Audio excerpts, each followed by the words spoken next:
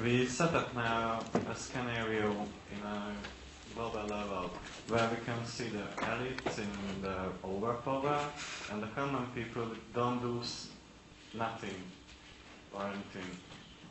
The common people?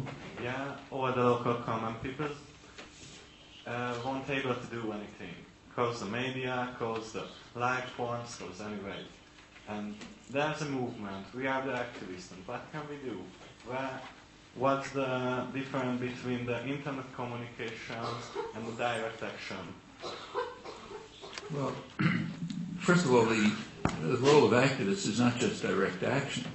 I mean, direct action has its place, but the direct action, by direct action you mean like sort of demonstrations or breaking windows or whatever, that has its place, but its role is education. It's a tactic. It's neither good nor bad in itself. It's just a tactic. And it's a tactic that you carry out. Tactics are judged by their consequences. Okay, they don't have any intrinsic value. You ask them, they're good tactics, or they lead to good consequences, otherwise they're bad tactics. But direct action in itself is not has no value. If it is a way of leading to good consequences, yeah, it has value. Well, what are the consequences? I mean, the consequences are education and organization. That's the point of any kind of activism. I mean, sometimes direct action may be a way to do it. Sometimes it may be harmful. That's what you have to ask. What about other techniques like consciousness-raising groups, or working wherever you happen to be to try to get people organized to take control of their own little part of the world, whatever it may be, in a workplace or a community or a family or anything else? Well, that's another kind of activism. And organizing groups to join the World Social Forum is another kind. Planning on this differs in different countries, but in the United States, one crucial and important kind of activism is simply anti-corporate activism. I mean, for the first time ever in the United States, and it's important, there's the beginnings of a movement to try to dismantle corporations. And they are illegitimate institutions. They have no right to exist. And their control is very fragile. They know it. It's in principle easy to eliminate them and dismantle them. They understand it. And a large part of the corporate effort to appear benevolent, like give away cheap drugs to the poor and this sort of thing, is an effort to make sure that the population, actually you can read it in court decisions, right? They advise them to act benevolent so that an aroused population will not take away their rights, which are artificial rights.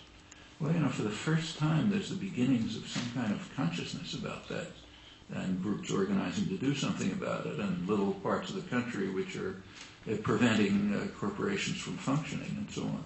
Those could grow into very powerful movements. I mean, it's much more important in the United States than in Hungary, just because of their role in the international economy. But similar things can happen anywhere. Well, what's the right choice? Well, we're back to that question again. It depends on an assessment of circumstances, of the conditions in which you live, on your own self-examination, what are you willing to do? But there's no reason why the common people, everybody, can't be organized on these topics. People have interests and concerns, and mostly it's the same interests and concerns. People do feel helpless, but they're made to feel helpless. There's a major effort to make them feel helpless, and they really aren't. There are plenty of controls, but controls can be dismantled and overthrown. I mean, after all, just take a look at the last century. Okay, at the beginning of the last century, 100 years ago roughly, there were several forms of totalitarianism that were beginning to develop. Okay, one of them was fascism, one was Bolshevism, and a third is corporations. They are all forms of totalitarianism. In fact, they come from the same intellectual roots.